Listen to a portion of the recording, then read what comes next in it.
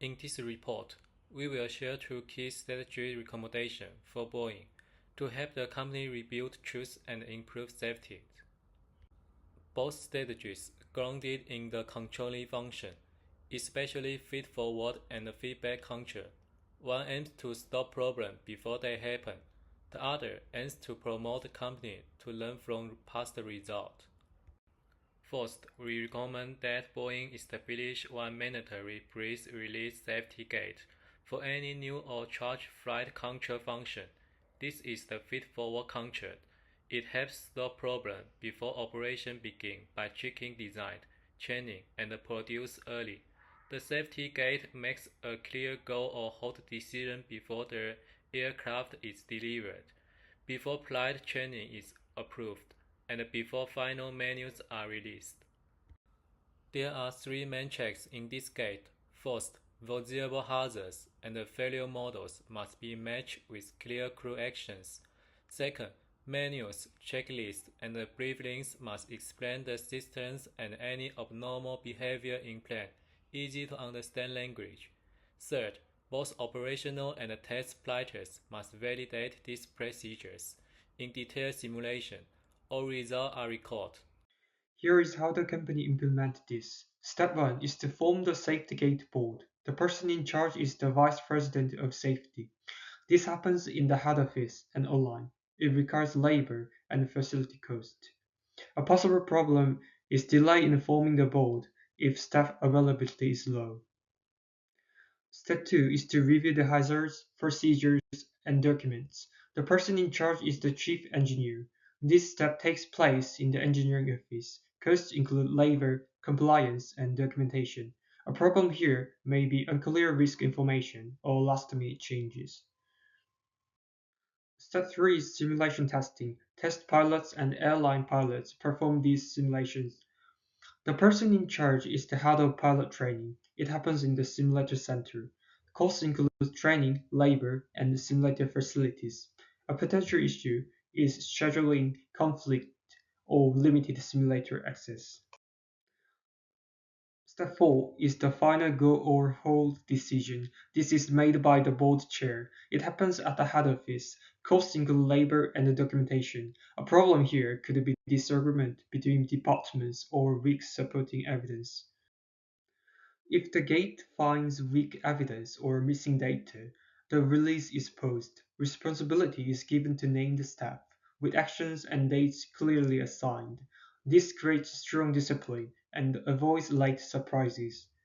For Boeing, it improves transparency between engineering, safety, and training teams. Now we move to our second recommendation. This is based on feedback control, which means taking action after operations have taken place. We recommend that Boeing establish a safety review committee. This committee supervises safety performance and helps Boeing reflect, review, and correct errors based on the real outcomes.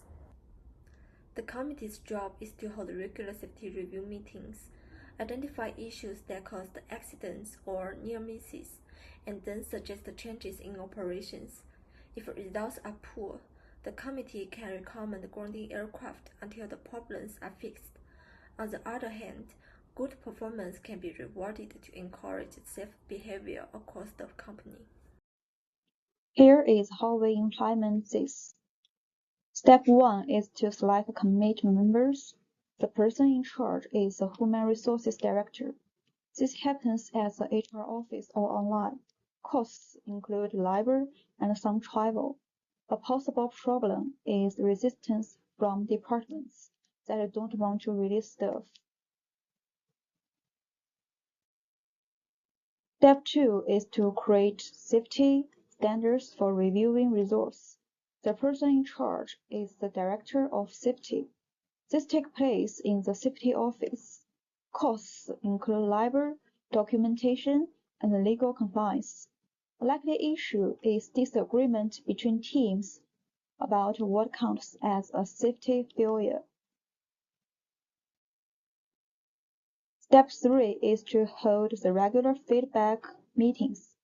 The person in charge is the committee chair. This can happen in meeting rooms or online. Costs include labor, facilities, and the reporting tools. A problem may be low attendance or lack of honest feedback. Step 4 is to send formal reports to senior management with clear suggestions for action. The person in charge is the CEO. These steps happens in the head office. It involves the labors and compliance costs. A possible issue is delay in action or pressure to avoid negative reports. By using feedback control, Boeing can learn from accidents, incidents, and patterns over time. This is essential to rebuild the collapse control system and to align all staff attitude toward safety. It also supports the long-term learning, which help restore public trust. Together, these two strategies feed forward control through the pre-release safety gate and feedback control through the safety review committee, work to close both ends of the control loop. They provide early prevention and late correction. They also strengthen disciplines, support transparency, and most importantly, protect passengers, crew, and Boeing's reputation. Thank you for taking the time to hear our report.